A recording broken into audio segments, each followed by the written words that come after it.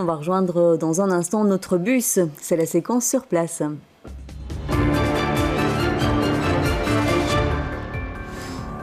Voilà, premier arrêt donc pour ce bus de BX1 et on vous retrouve sur place. Michel Gaillard, vous êtes donc à la place Van Menen à Saint-Gilles. Expliquez-nous, que va-t-il se passer dans ce bus pendant toute la journée ?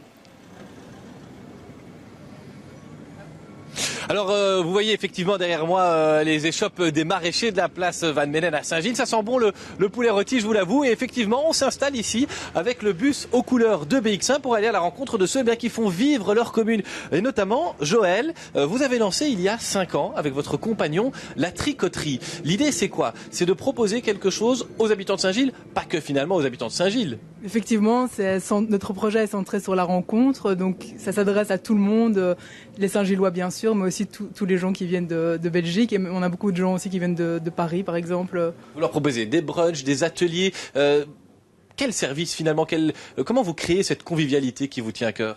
Alors on propose des activités en général centrées sur un repas, parce que tout le monde peut venir prendre un brunch à la tricoterie. Le lundi, le café est ouvert, on peut manger un bout. Mais ce qu'on essaye de faire, c'est comme dans un grand laboratoire, c'est de proposer plein d'activités différentes, le plus possible centrées sur la rencontre, parce qu'on pense, Xavier et moi, que c'est en faisant des choses avec des gens qu'on peut les rencontrer, partager un moment et peut-être ressortir enrichis par cette rencontre. Les gens qui viennent à la tricoterie, ils ont quel profil? Ce sont des gens qui sont en besoin de contacts sociaux ou c'est une demande plus spontanée dans leur nature, on va dire? C'est très variable. Je pense qu'il y a effectivement des gens qui sont seuls et qui sont contents de voir que des activités sont pensées pour eux. Après, ça s'adresse aussi aux familles qui se sentent très bien à la tricoterie parce qu'on essaye de penser beaucoup de choses pour les enfants. Puis des couples, des gens qui veulent juste s'amuser, rencontrer des gens. Ça dépend vraiment d'une activité à l'autre.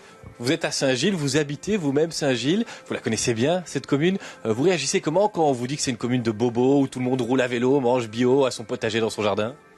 Je pense que c'est vrai en partie. C'est vrai que c'est aussi notre identité. On nous taxe parfois la tricoterie de bobos. C'est un peu notre identité, c'est vrai. Maintenant, ce qui est très riche, surtout dans le bas de Saint-Gilles où est la tricoterie, c'est que c'est un milieu vraiment mixte. Il y a plein de familles qui sont là depuis des années, bien avant que le quartier se boboise.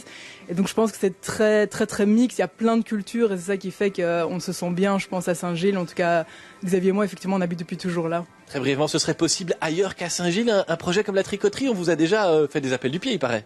Oui, on nous a déjà demandé. Je pense que oui, que ce serait possible, les gens sont forts en demande. Maintenant, je pense que l'identité de la tricoterie colle bien avec l'esprit saint-gillois et que les gens de la commune sont contents que ce projet existe dans le bas de Saint-Gilles.